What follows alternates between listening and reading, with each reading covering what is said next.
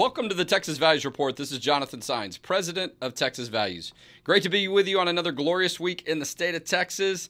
So hope you're doing well. I'm going to be in the office a little bit more, in the studio a little bit more, and at home a little bit more as summer settles in, and we do some planning for some events that we're going to be having here at Texas Values. But after this week, good luck catching me in the office because we are going to be out and about. We're going to come to wherever you are, different people across the state. We want to talk about what's been happening this year, what happened in the past month with the election results, with the Republican Party of Texas convention, looking forward to the legislative session that's going to start in January, but bills can start being filed in November. And also a lot of previews for our big event in September. September 13th and 14th is the Texas Values Faith, Family, and Freedom Forum. It's the largest education event of its type that focuses on faith, family, and freedom in the courts, the legislature, and the media for right here in Texas. So go to our website, txvalues.org, if you want to get tickets. We're going to have some great speakers, too. I didn't get to talk a lot about this the past couple of weeks as we're trying to catch people up on a lot of work that we've been doing,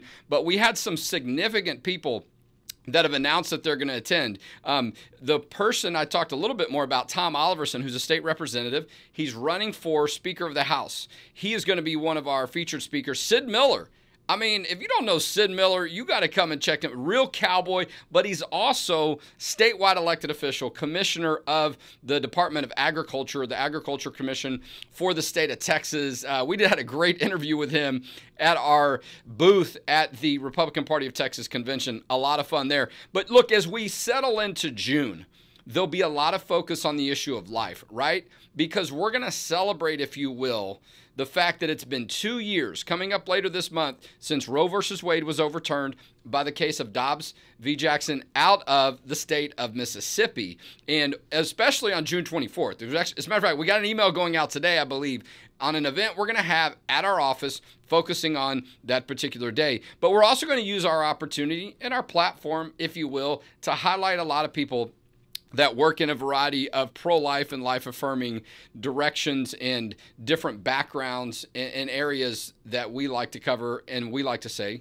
we have a comprehensive approach to the life issue. We care about the child and the mother, right? And there's so much that happens after the baby is outside of the womb. So we've got a great guest today where we're going to focus on that. Tracy Winsor is the co-founder and the program coordinator for Be Not Afraid. This is a wonderful organization that supports moms, supports babies in so many different ways. She's got a degree in psychology. She's got a master's degree when it comes to administration. So she's got quite a bit in her own background and experience, close to 2 decades working in this role. Tracy, welcome to the Texas Values Report. Thank you for having me. It's great to be on the show. Well, you bet. I know we highlighted some of your information on our website, lovethemboth.texas.com, where there's a lot of focus on the mothers and the child. I know we have a mutual friend on this issue. We talked about some of those issues earlier this year.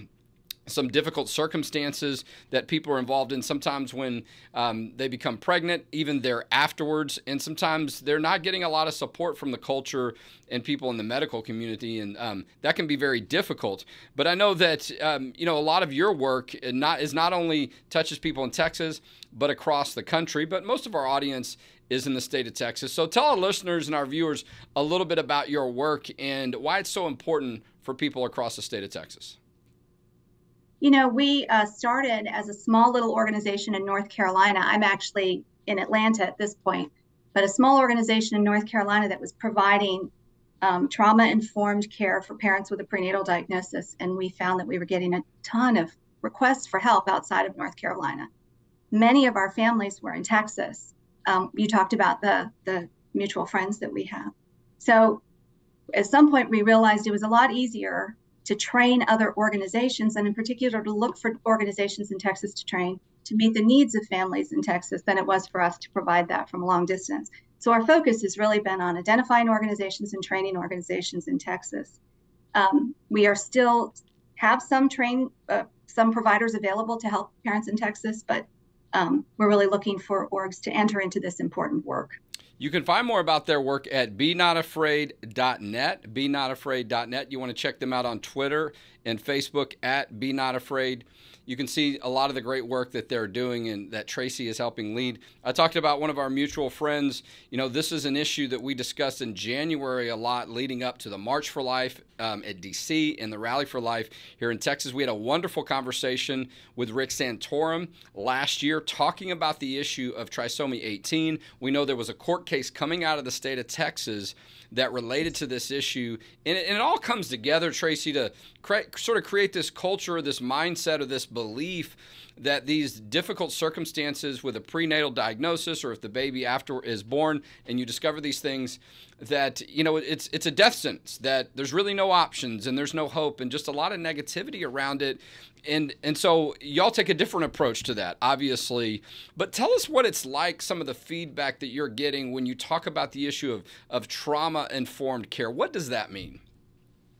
Well, what it means is that 88% of the parents experience a prenatal diagnosis, 88% of moms, as a traumatic event. The interesting point about that in terms of pro-life advocacy is that we're very clear in the medical community and among psychology providers what a trauma-informed response is. And it's not what parents get at the time of a prenatal diagnosis. They often get encouragement to abort, they get limited information, sometimes misinformation. They're probably not advised of the fact that this is a trauma, and they're rushed to make a decision. Trauma-informed care is very different. So what we often see then is parents are making a decision in a vulnerable state emotionally, when it's very easy for them to make the decision to terminate and ultimately wake up maybe a month later and think, oh my gosh, how did I get talked into that? You know, in Texas, this whole issue of what are the possibilities for babies, especially for babies with a trisomy diagnosis, is really interesting, in so much that you all in Austin have one of about 5 trisomy-friendly, what we call trisomy-friendly hospitals, providing care to parents, meaning that there are medical providers there who will evaluate the living child as a child without regard to the nature of the diagnosis. Look at the individual, which is really what we all expect in the medical care that's provided to us, that we wouldn't be discounted because of a diagnosis that had a poor prognosis, in the case of trisomy, a diagnosis that's associated with significant disability, but one that may not cause our death immediately if we're provided with supportive care. So Texas is in a great state. A lot of people come to Texas to get the kind of care they're looking for their trisomy babies. It's why it's so sad to see information then not get to parents in Texas at diagnosis about what the possibilities are for babies. Look, I'm always looking for more reasons to add to my list of why Texas is a great state to come to. We see it a lot, right, for a variety of reasons. People from different states. Texas continues to top the list, or many list of states that more people are moving through, you know, just above our friends in Florida. But, you know, look, I mean, and this is relevant to this conversation, sort of a lack of information or awareness. That's one of the reasons why we have you on the show, is to increase that visibility. So I'm on my phone here. I'm going to make sure I share this Facebook video that's going on live right now. I'm going to go to our Texas Values Facebook page. There, it already popped up. All right, I'm going to turn the sound off so I don't complicate our sound here. And there. So I invite you, all those people watching, listening, share it, like it, put it in some chat groups, whatever. Go on YouTube later, subscribe, all those good things that you're encouraged to do, so more people can find out and be a part of this conversation. Maybe drop a comment. And maybe you're not aware of some of these things. The website we have is called lovethemboth.texas.com. It's sort of just a collection place, a landing page, if you will, for a lot of this information that, to your point, Tracy, a lot of people aren't aware of. I mentioned our conversation with Rick Santorum and trisomy 18, and that condition that a lot of people think is fatal. It's a death sentence. You hear the media talk about it. We get these doom and gloom reports and this mindset. And so, you know, and I like you describing it as trauma-informed care, being aware ahead of time of what it might be like for a parent going through that, a family member going through that, you know, the mother herself, all those things where you're trying to, you know, figure out how you feel. And it feels like probably everything is rushed. You know, you've got to make a decision soon. And what's so tragic is, we know this, abortion ends the life of a child. I mean, there's no sort of like reversal. There's no sort of, oh, I made the wrong decision. Now I know more. Now I'm going to go back and try this route. You know, the baby's life is over. And that's so, you know, I can imagine Tracy, that would only add or sort of multiply the trauma that mothers and people in their family would experience in these circumstances. You know, we know that any abortion has the potential to be traumatic, but when you're talking about an abortion that's made in the middle of a traumatic experience, when somebody is not themselves, if you think of the diagnosis like you're in a theater and somebody yells fire and somebody opens a door and goes, this is the way to go, you're going to move that way. And if the only offer there is abortion, you have made a decision that, as you said, is unrecoverable. So we talk about individuals who've experienced trauma are subject to something called moral injury, which means they wake up and they think, again, how did I make this decision? Yeah. What a terrible decision this was. We're actually looking at the idea of a diagnosis after prenatal, or abortion after a prenatal diagnosis, is kind of a coerced abortion, because passively parents are managed towards an outcome with information that's incomplete. And that's probably what's most concerning about the care of parents. You know, we're talking about the end of a baby's life, but you can lead to leaving someone with terrible regret and guilt that stays with them the rest of their life, and having denied them a decision. I can only imagine, you know, and then this is one of the parts of the equation, right? Particularly for the mother, her experiencing physically sort of being involved in that equation, right? That, you know, of that, you know, that's the child inside of her body and the things that go on when the baby is, you know, I've had the experience of what it's like to deal with losing a child to a miscarriage. I'm just sending a kid off to college this year. You know, I mean, so all these are sort of emotional things that are short of, they're not as almost dramatic as a circumstance you're talking about, but those things can be very difficult. We're sort of letting go of our child, or we're concerned about them. And so, you know, you think about what it would be like to find out later, oh, if I'd have had more information, I could have a child still alive. You think about Rick Santorum's daughter's in her teenage years, you know, losing the ability of what that's like to go through life, to be a parent of a child, the experiences that the other kids have, all those different circumstances that are missed, right? And yeah, I mean, I could only imagine too, the mother or the parents, sure, maybe they survived that circumstance and maybe there's some comfort one way or another. But, you know, usually a lot of times people lose a child, their lives are never the same. You know, and what's interesting is this can be avoided.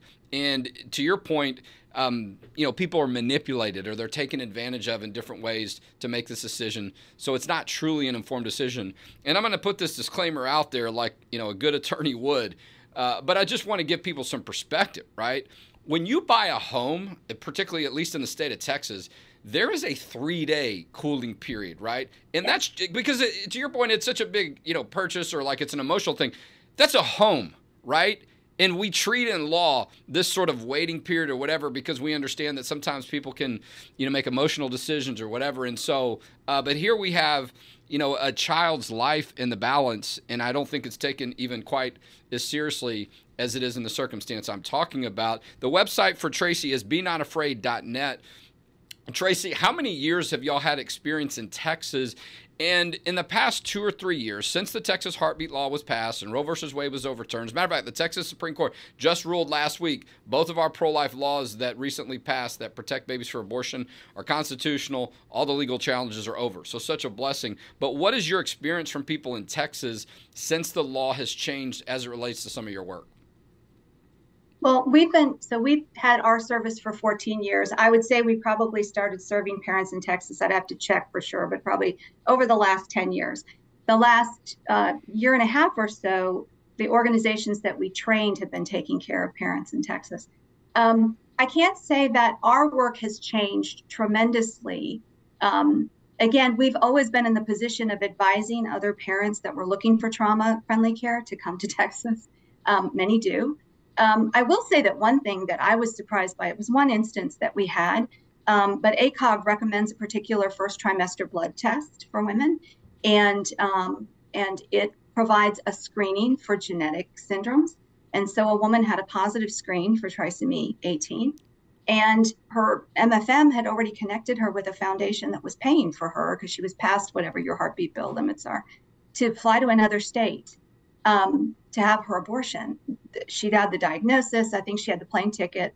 Like maybe the diagnosis was a Wednesday. She's talking to me on Thursday. The plane ticket's Friday. And I said to her, this isn't a diagnosis. This is a screening result. And in particular, this test can have a high false positive rate based on mom's age and the rarity of the diagnosis. And her response to me was, I'm afraid if I don't use that ticket, I won't be able to pay to go again. They won't give me another ticket. So you, in essence, had this foundation that was paying for people to leave, paying for women to abort potentially disabled children, not children who are going to die, but a child who might have a disability, without giving her adequate time to make the decision based on the economic value of the support that you were providing to her. No, look, I think you could describe this as abortion trafficking. It is so wrong in so many different ways. And we saw very quickly the abortion movement trying to find a way, the abortion industry trying to find a way to get around Texas laws. You know, I don't think it's still there, but for a good while, there was a billboard on South Congress, which is sort of the main road that runs right up into downtown. It turns into Congress. It sort of changes from South Congress to Congress. That's what our office is on, 1005 Congress, right there across the street from the Capitol.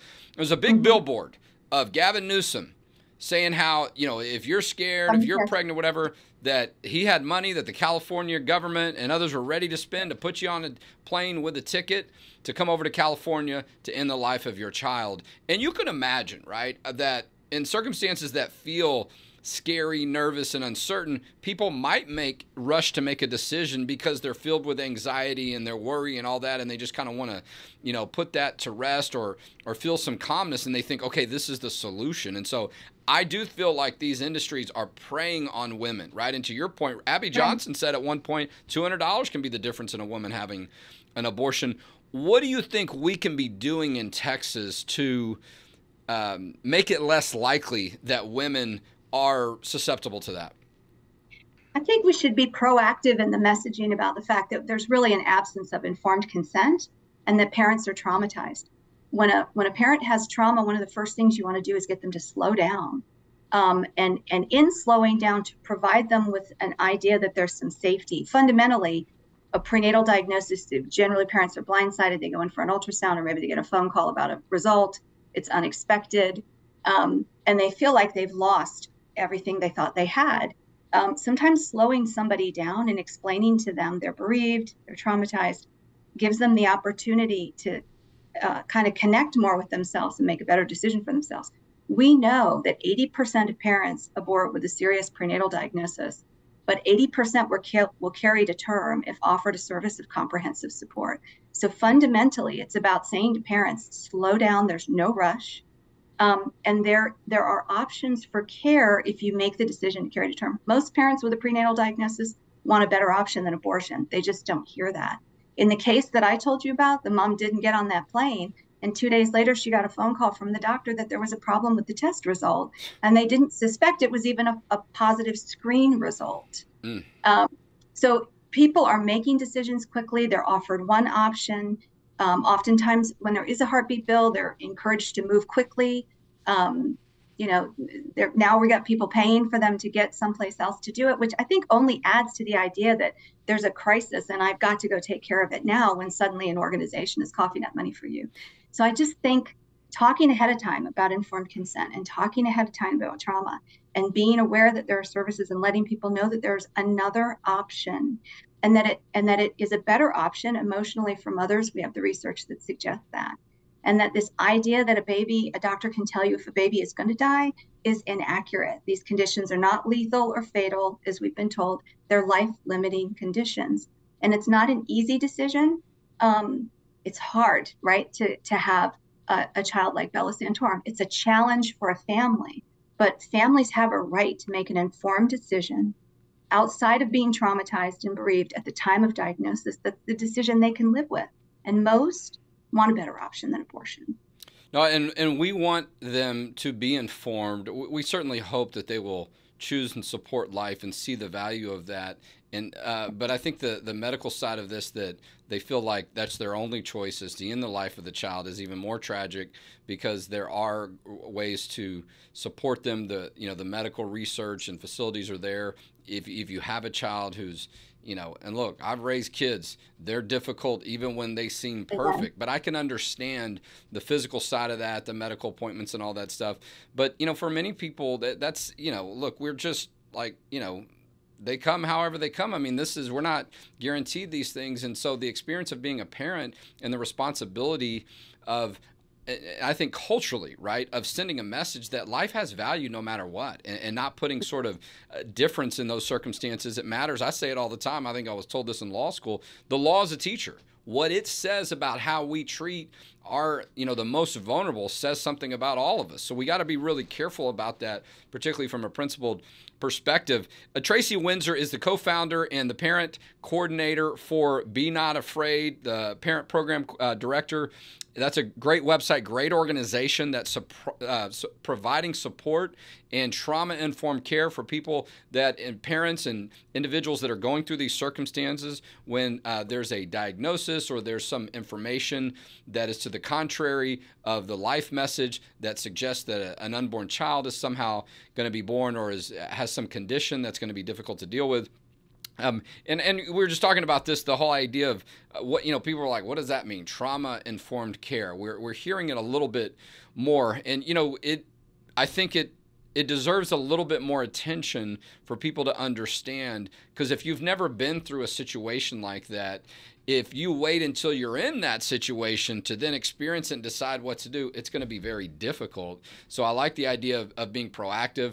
And look, I was talking about this on the interview the other day, Tracy. Abortion's illegal in the state of Texas. Babies are protected through every stage. So the fact that we have entities out there that are, that's why I call it abortion trafficking. They're encouraging, they're finding a way to help these people engage in illegal activity. They're making money off of it. So, and I think some of that is just sort of a mindset culturally for us to go, oh yeah, wait a minute, abortion's not legal anymore. It's not even a constitutional right in any other parts of the country either. Why? Because the Supreme Court said so. And so it might take a little bit of time for that to sink into our psyche and culturally, but the game has changed. And really it's going back to where it was before and righting a wrong. We know that life has always been precious from the beginning. We're about to run out of time. Tracy, give your website a little again and tell our people how they can get in touch with you on social media and other ways. And are your services free of charge? If not, what's that like financially for people? Absolutely free of charge. And without regard to insurance, we're here. So if a family is looking for support, they can go to benotafraid.net. If you have questions, you can also go there. We have a contact form as well as a parent referral form. We're also working with Heartbeat International, which has a website, prenataldiagnosis.org.